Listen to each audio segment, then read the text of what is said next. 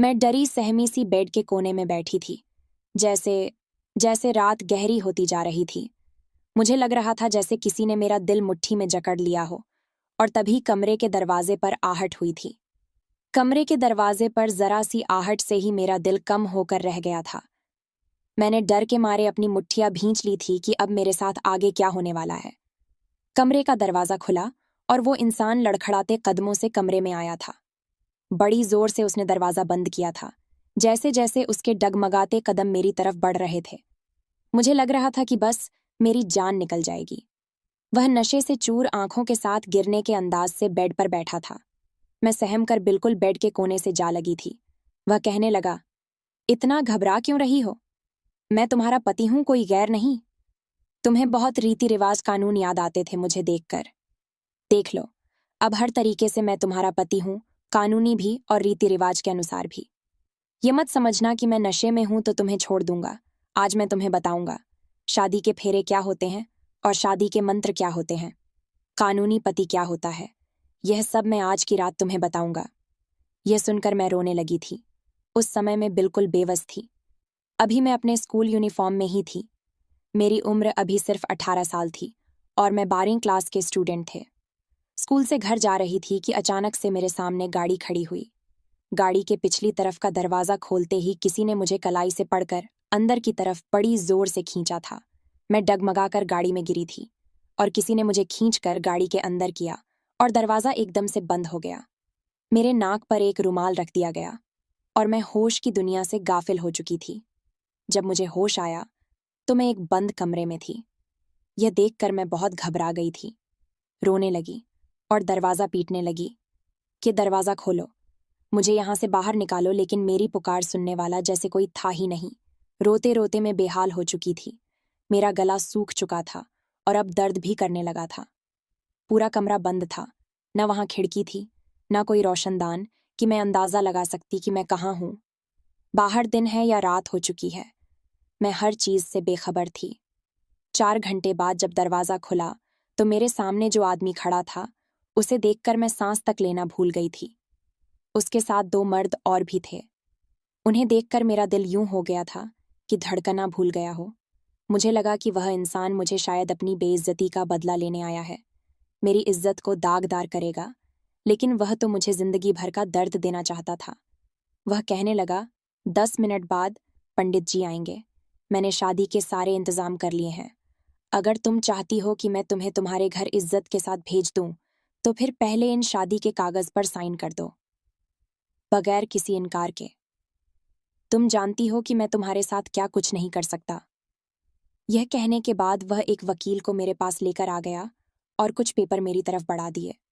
वह वकील भी शायद उसका खरीदा हुआ था। वकील ने मेरी तरफ पेपर किया और मुझसे साइन ले लिए। मैं भी मजबूर थी। अगर मैं साइन ना भी करती तब भी वह अपनी मनमानी जरूर करता। इतना तो मैं उसे अच्छे से जानती थी। वह उन दोनों मर्दों को बाहर ले गया। मैं रोने लगी। मुझे हर हाल में अपने घर वापस जाना था। मैंने सोचा कि शायद वह मुझसे शादी करेगा और मुझे वापस घर भेज देगा और फिर दुनिया के सामने मुझे अपनाने की बात करेगा। अगर मैं उसकी किसी बात से इनकार करती तो वह भी अंजाम मेरे लिए कुछ अच्छा न था। इसीलिए मैंने सोच लिया था कि मैं उसकी किसी बात से इनकार नहीं करूंगी। वह मुझसे शादी करना चाहता है, कानूनी तरीके से भी और हमारे अपने रीति रिवाज के अनुसार भी। तो मैंने चुपचाप पेपरों पर साइन कर दिए थे और मैंने सोच लिया था कि मैं उसके साथ शादी के साथ फेरे भी ले लूंगी। मेरे दिमाग में यही चल रहा था कि अगर उस दरिंदे इंसान से बचना है तो वह जैसा भी कहता है वैसा मैं करती जाऊं। क्योंकि मैंने सोचा था कि जब शादी करने के बाद वह मुझे मेरे घर भेज देगा तो मैं अदालत के जरिए उसे तलाक ले लूंगी। लेकिन इस जैसे शैतान इंसान के साथ कभी जिंदगी नहीं गुजरूंगी। लेकिन यह मेरी बहुत बड़ी भूल थी। वह शादी करने के बाद भी और भी गलत इरादे रखता था और मैं उसके गंदे इरादों से बेखबर थी। मैं अपनी खुशफहमी के चलते दिल ही दिल में खुश हो रही थी कि शादी होते ही मैं घर चली जाऊंगी। इसलिए मैं उसकी सारी बातें मान रही थी, क्योंकि मेरे पास यही एक चांस था अपने इज्जत बचाने का। जैसे ही पंडित जी आए और वह मुझे बुलाने आया तो मैं बिना किसी इनकार के उसके साथ चल दी। मैंने कोई भी ना नुक्कर नहीं की थी। खामोशी के साथ उसके साथ शादी कर ली। थोड़ी ही देर बाद सब लोग चले गए थे। लेकिन वह मुझे कमरे में लाकर बिठा दिया था। मुझे लगा अभी थोड़ी देर बाद वह आएगा तो मैं उसे कहूंगी कि मुझे घर छोड़ दे, दुनिया के सामने मुझे इज्जत से अपनाने आना। मैं कुछ नहीं कहूंगी और चुपचाप तुम्हारे साथ चली आऊंगी। लेकिन वह इंसान तो जैसे शादी करने के बाद भूल ही गया था। जैसे जैसे समय गुजर रहा था मेरा दिल रुकता जा रहा था। मैं उठकर खड़ी हुई, कमरे का दरवाजा खटखटाने लगी कि जो तुम चाहते थे मैंने कर तो दिया है। भगवान के लिए दरवाजा खोलो, मुझे मेरे घर भेज दो। तुमने मुझसे शादी तो कर ली है, लेकिन विदाई इज्जत और दुनिया वालों के सामने होगी तो मेरी इज्जत रह जाएगी। मेरी सर बदनामी का दाग मत लगाओ। लेकिन बाहर बिल्कुल खामोशी थी। काफी देर में दरवाजा पीटती रही, रोती रही, विनती करती रही, लेकिन बाहर खामोशी का छाया था। कोई भी नहीं बोल रहा था। थक हार कर मैं दोबारा वहीं बेड पर बैठ गई। सुबह की भूखी प्यासी थी। अब मुझे लग रहा था जैसे मेरा शरीर बेजान सा होने लगा था। पानी का एक छूट तक मैं नहीं पिया था। जितना समय गुजर चुका था, मैं यह तो जानती थी कि रात गहरी हो चुकी है। मैं डरी सहमी सी आने वाले समय का इंतजार कर रही थी और तभी दरवाजे पर आहट सुनी थी। जब वह इंसान कमरे में आया था तो मैं डर से सिमट गई थी। वह मुझे मेरी वह बात याद दिलाने लगा जिसके बदले के तौर पर उसने मुझसे शादी की थी। मेरा नाम विशाखा है। मैं एक छोटे से गांव की रहने वाली हूँ। मेरा बाप गलत लत का शिकार था। वह नशा करके आता और मेरी माँ को मारता पीटता। मैं अपने माँ बाप की इकलौती औलाद थी। बहुत खूबसूरत भी थी मेरी माँ। मुझे मेरे बाप के पास भी नहीं जाने देती थी। जब वह नशा करके घर आते, मेरी माँ कहती है कि तेरा बाप एक अच्छा इंसान नहीं है, उसे दूर रहकर, क्योंकि इन नशेड़ियों का कोई भरोसा नहीं होता। इन्हें तो रिश्तों का भी लिहाज नहीं रहता। मैं भी अपनी माँ की बात मानती थी और अपने बाप के सामने बहुत कम जाती थी। हाँ, मेरी माँ मुझसे बहुत मोहब्बत करती थी और मैं भी अपनी माँ पर अपनी जान छिड़कती थी। हम दोनों माँ बेटी जैसे तैसे करके अपना गुजारा कर रहे थे। घर के खर्चे से जोड़ तोड़ करके मेरी माँ ने मेरा एडमिशन कर दिया था, क्योंकि मुझे पढ़ने का बहुत शौक था। हालांकि मेरे बाप ने मना किया था कि क्या ज़रूरत है पढ़ने की, लेकिन मेरी जीत को देखते हुए मेरी माँ नहीं मानी थी और मुझे एक छोटे से स्कूल में एडमिशन करा दिया था। एक बार मेरे बाप की नशा करने से तबीयत बहुत खराब हो गई थी और वहीं सड़क पर बेहोश हो गए। तो यही लड़का विपुल 2 लड़कों के साथ मेरे बाप को घर तक लेकर आया था और वह एक मनहूस पल था कि दरवाज़ा मैंने ही खोला था। ये तीनों भी नशे में थे, लेकिन मेरे पापा नशे से बेहोश हो चुके थे। यूं अजनबियों के साथ मैंने जब अपने पापा को उनके कंधे पर हाथ डाले, चेहरा गर्दन गिरे हुए देखा, तो मैं परेशान होकर पापा पापा चिल्लाने लगी। मेरी माँ मेरी चीख सुनकर बाहर आ गई थी। अजनबी और नशे में धुत लोगों को देखकर मेरी माँ मुझे घूर कर देखने लगी और मुझे डांटते हुए कहा, तुम अंदर जाओ, तुम्हारे बाप का तो यही हाल होना था। इतना परेशान होने की तुम्हें कोई जरूरत नहीं है, जितना वह नशा करता है। एक दिन देखना, किसी गाड़ी के नीचे आकर मर जाएगा। मैं कमरे में चली गई, लेकिन मैं नहीं जानती थी कि यह पल मेरे लिए किस मुसीबत का कारण बनने वाला था। आज मैं आंसू बहते हुए उस पल को कोस रही थी जब मैंने दरवाजा खोला था। उस लड़के ने तो मेरी जिंदगी नर्क बनाकर रख दी थी। मैं जब भी स्कूल जाती तो मुझे लगता है कि जैसे कोई मेरा पीछा कर रहा है। 2-4 दिन तो मुझे यही महसूस होता रहा कि मेरा कोई पीछा कर रहा है। लेकिन एक बार मैंने पलटकर देख ही लिया, वही लड़का जो उस दिन मेरे पापा को लेकर आया था, कुछ कदमों की दूरी पर मेरे पीछे आ रहा था। 30-24 साल का नौजवान लड़का सिगरेट मुंह में दबे हुए था। गहरी सांवरी रंग थी और आवारा टाइप का था। मैंने बहुत ही नापसंदीदा नजरों से उसे देखा और उसे गुस्से से घूरा भी, ताकि वह समझ जाए कि मुझे उसका पीछा करना पसंद नहीं।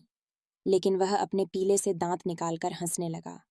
काफी दिन तक तो मैं उसे नजरअंदाज करती रही, लेकिन एक बार उसने मेरे साथ वह किया कि मैं सोच भी नहीं सकती थी। मैं स्कूल से बाहर आई तो वह सामने खड़ा था। मैंने उसे नजरअंदाज किया और घर की तरफ बढ़ गई। मेरा स्कूल घर से बहुत दूर नहीं था, लेकिन 15 मिनट की दूरी पर था। वह लड़का जल्दी से मेरे पास आया और कहने लगा, मुझे तुमसे कुछ बात करनी है। मैंने कहा, ये कौन सा तरीका है? बीच सड़क पर तुम मेरा रास्ता रोक कर कह रहे हो कि मुझे तुमसे बात करनी है। कौन हो तुम? मैं तुम्हें नहीं जानती और ना ही मुझे तुमसे कोई बात करनी है।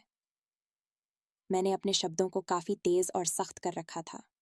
वह कहने लगा, तुम्हारा बाप मुझे बहुत अच्छी तरह से जानता है। मैं अपने घर वालों को तुम्हारे घर, तुम्हारे रिश्ते के लिए भेजूंगा। तुम मुझे अच्छी लगती हो। यह सुनना था कि मैं गुस्से के मारे लाल हो गई थी। मैंने कहा कि ऐसी हरकत करने की कोई ज़रूरत नहीं है, क्योंकि तुम मुझे बिल्कुल पसंद नहीं हो और आगे से मेरा पीछा भी मत करना। ये कहकर मैं आगे बढ़ गई। मैं समझी कि बात यहीं ख़त्म हो गई होगी, लेकिन वह लड़का 2 दिन बाद ही खुद अपनी माँ के साथ हमारे घर पर आ गया। मेरे पापा उस समय घर पर ही थे। मेरे पापा उसे जानते भी थे, इसलिए उसे घर आने से रोका नहीं। वह अंदर आ गया और बहुत ही धड़ल्ले से अंदर पड़ी कुर्सी पर बैठ भी गया। उसकी माँ भी बड़ी अजीब सी थी, मुंह में पान डाले हमारा पूरा घर देख रही थी।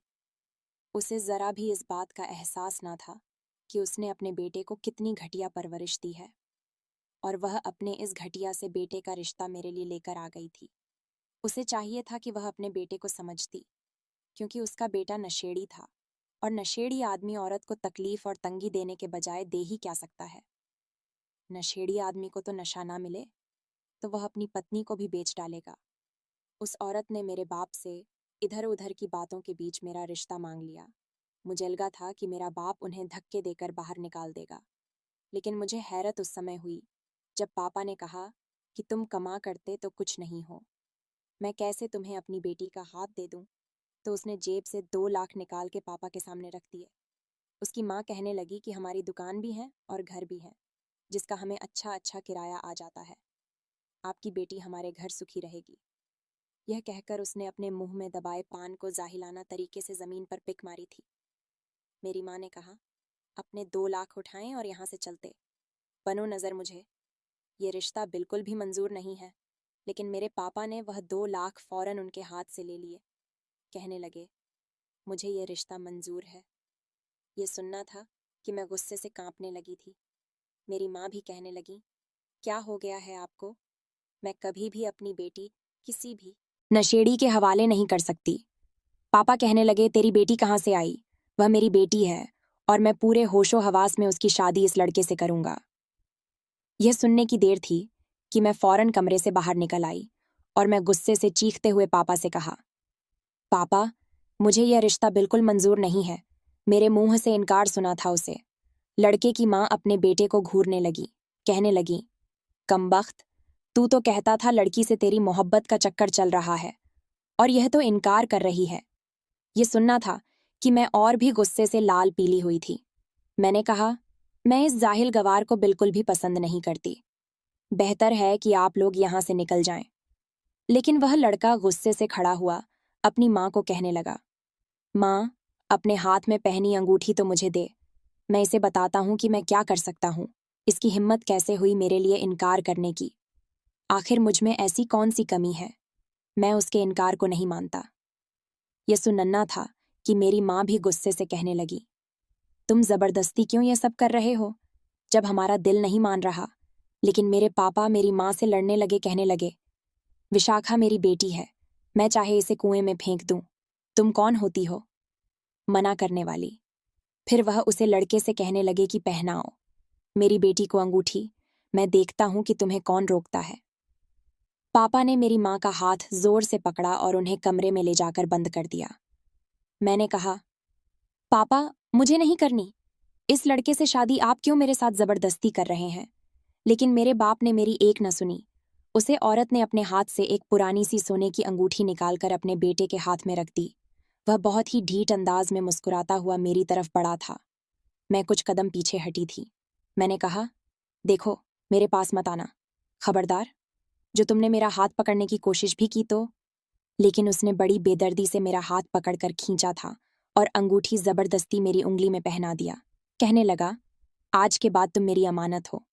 अब तुम्हारी शादी होगी तो सिर्फ और सिर्फ मुझसे समझी।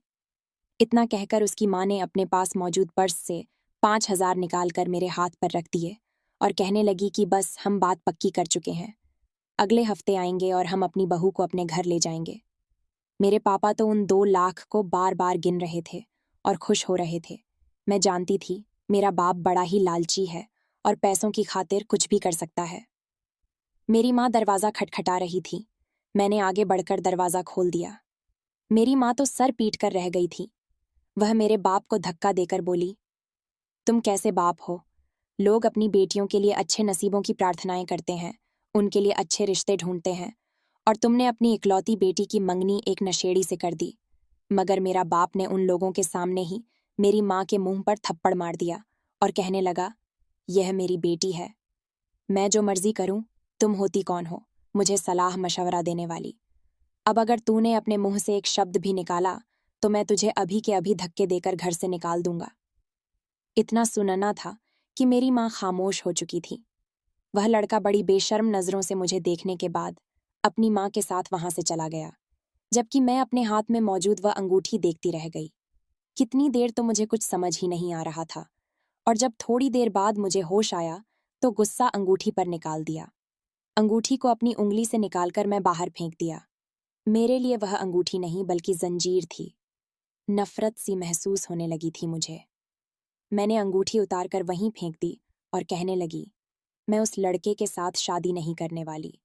जब मेरे बाप ने यह देखा तो गुस्से से आग बबूला हो गया।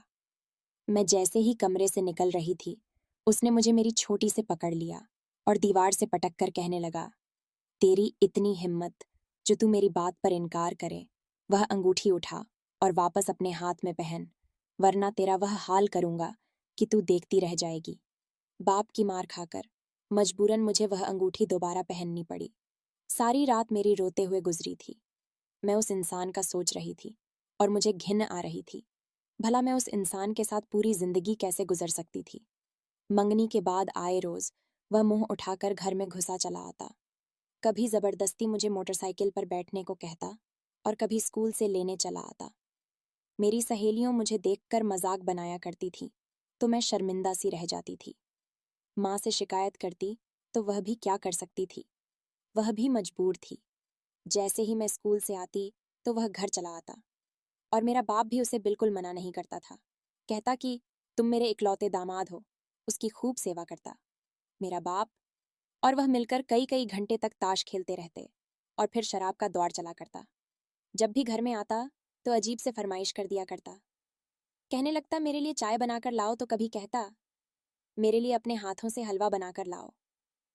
वह मेरे सामने बैठकर मेरी तारीफें करता और मेरा बाप सुनकर खुश होता रहता। मुझे तो अपने बाप से भी नफरत महसूस होने लगी थी, जिसके अंदर गैरत नाम की चीज मौजूद न थी। वह बहाने बहाने से मेरा हाथ पकड़ने की कोशिश करता तो कभी मेरे गले में पड़ा दुपट्टा खींचकर उतार देता।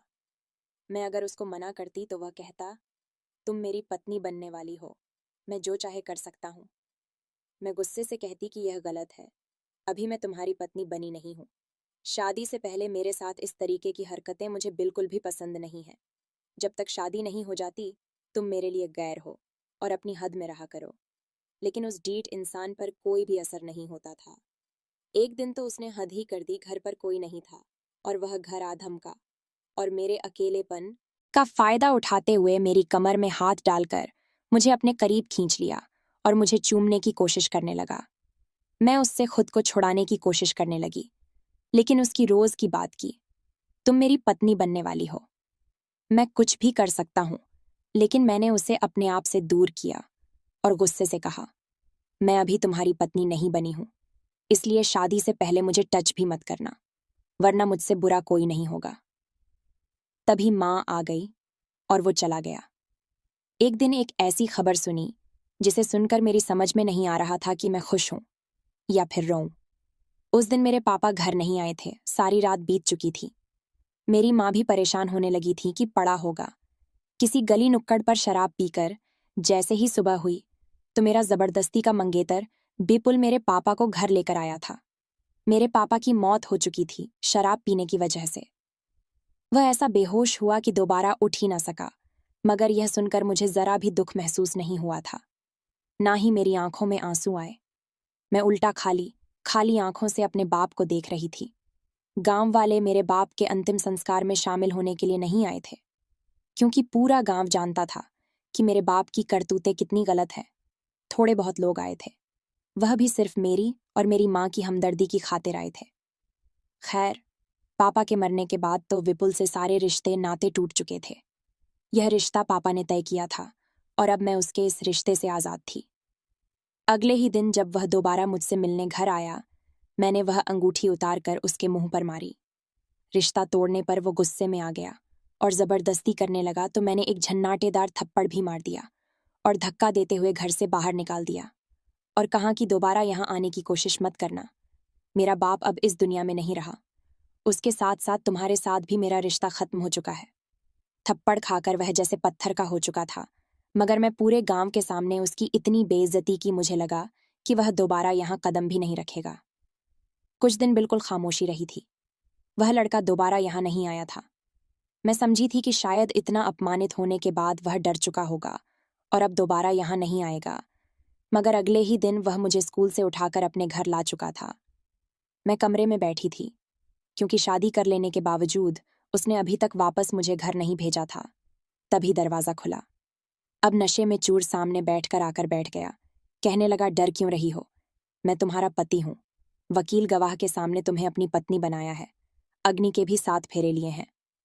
उसकी बात सुनकर मैं कांप चुकी थी। मैं कहने लगी, मुझे वापस घर छोड़ आओ।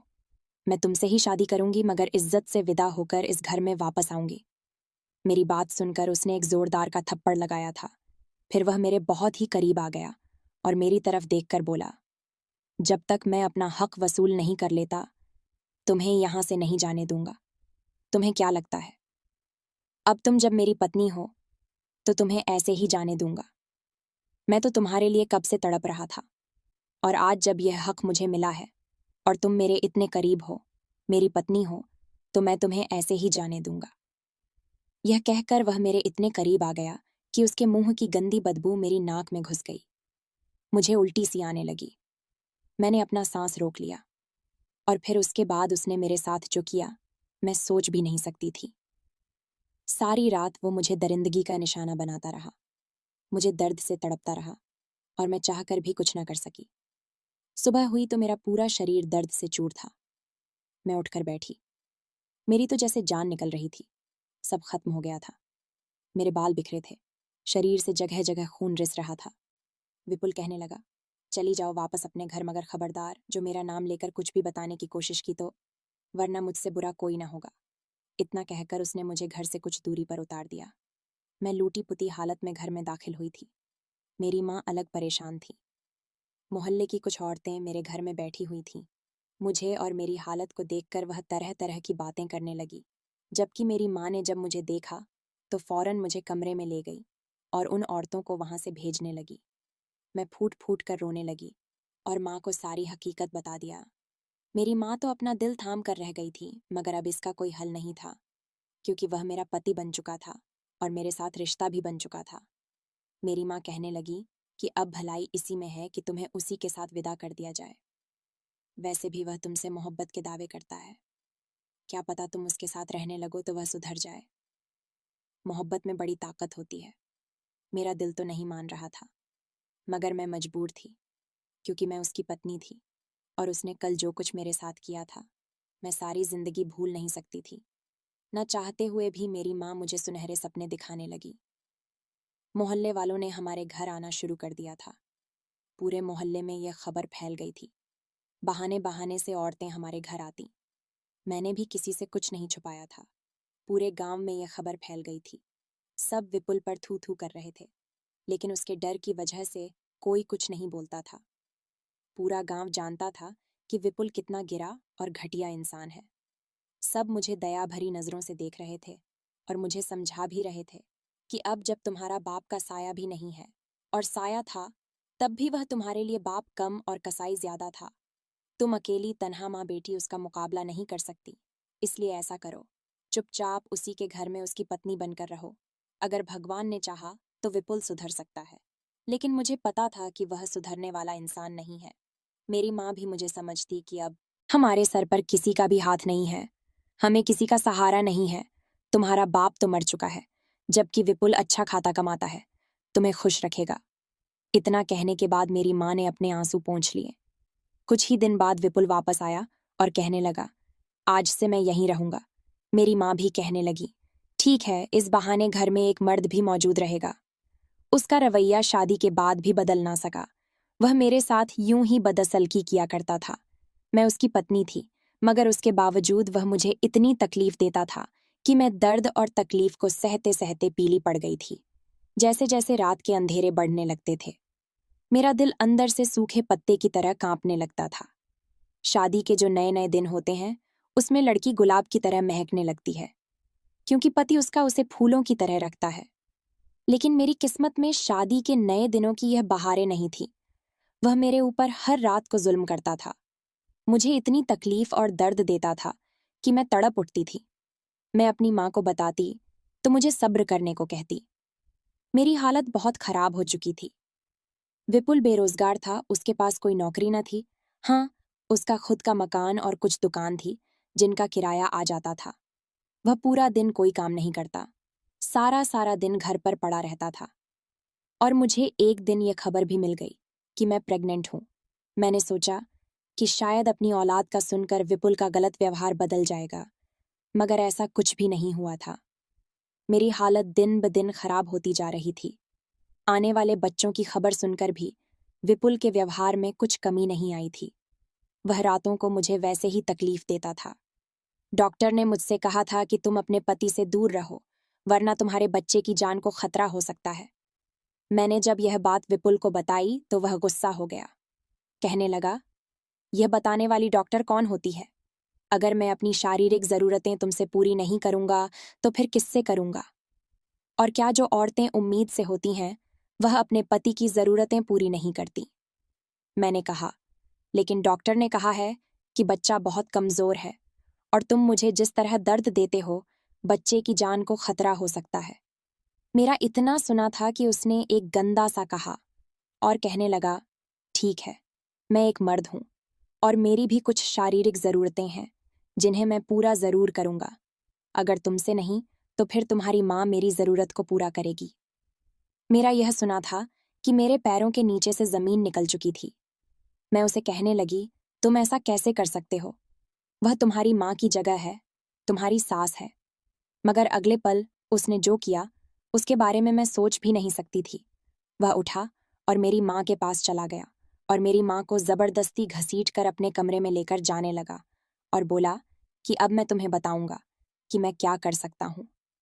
वह मेरी माँ को कमरे में लेकर जा रहा था। मैं यह मंजर देख ना सकी, उसको खबरदार करने लगी।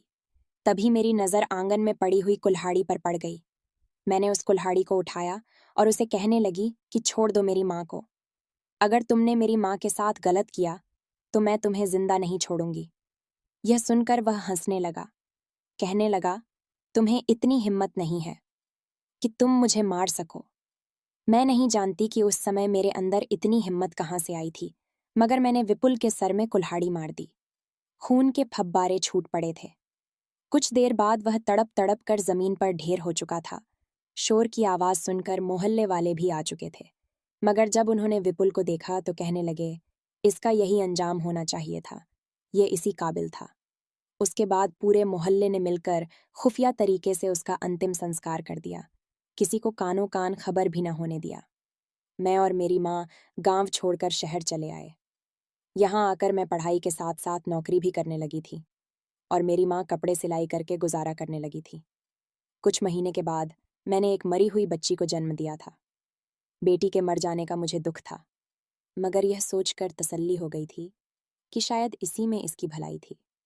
शहर आए हुए हमें 2 साल हो चुके थे। मैं एक छोटी मोटी सी नौकरी करके अपना और अपनी माँ का पेट पाल रही थी कि तभी मेरे लिए एक रिश्ता आया। यह रिश्ता मेरी माँ की एक जानने वाली ने कराया था। लड़के की पहली पत्नी मर चुकी थी। बच्चे को जन्म देते ही उसकी पत्नी मर गई थी। छोटी सी नवजात बच्ची थी जिसे पालने के लिए माँ की जरूरत थी और इसीलिए वह शादी करना चाहता था। मेरी माँ ने यह रिश्ता मेरे सामने रखा और कहा, लड़का अच्छा पढ़ा लिखा है, तुम्हें खुश रखेगा। मैंने भी इस रिश्ते के लिए हाँ कर दी थी। जिंदगी में कोई खुशियां और उमंग तो बची नहीं थी। हाँ, जब उस मासूम बच्ची का सोचा तो मेरे दिल में उसके लिए ममता उमड़ आई थी। मैंने सोचा, वह छोटी सी नवजात बच्ची है, उसे माँ की सख्त जरूरत है। मैं उसे माँ का प्यार दूंगी। पता नहीं कोई दूसरी सौतेली माँ आएगी, वह कैसी होगी, और मैं उस बच्ची का अच्छे से ध्यान रखूंगी। यही सोचकर मैं रिश्ते के लिए हाँ कर दी। मेरी माँ ने मेरी शादी कर दी है और मैं अपनी जिंदगी में आगे बढ़ गई। मेरा पति बहुत ही अच्छा है। मैं उसकी बच्ची का एक सगी माँ की तरह ध्यान रखती हूँ। ये देखकर मेरे पति के दिल में मेरे लिए और भी इज्जत बढ़ गई है। मैं अपने परिवार में बहुत खुश हूँ, लेकिन अब भी जब गुजरा हुआ समय याद आता है तो मेरी आत्मा कांप जाती है। दोस्तों, वीडियो कैसा लगा कमेंट करके ज़रूर बताना। वीडियो को लाइक और चैनल सब्सक्राइब कर देना।